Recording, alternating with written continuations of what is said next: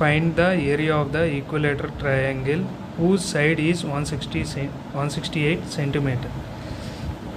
మనం first equilateral triangle యొక్క సైడ్కి యాక్చువల్గా ఫస్ట్ ఫార్ములా తెలుసుకుందాం. ఈక్విలేటర్ ట్రయాంగిల్ ఫార్ములా ఏంటంటే √3/4 a².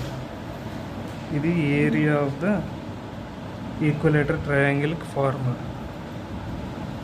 ఇది మనకి one side of the equilateral triangle already మనకి వాడు ఇచ్చేసాడు 168 అని.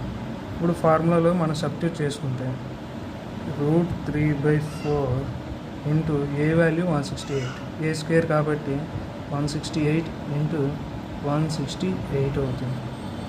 క్యాన్సిలేషన్ చేస్తే 4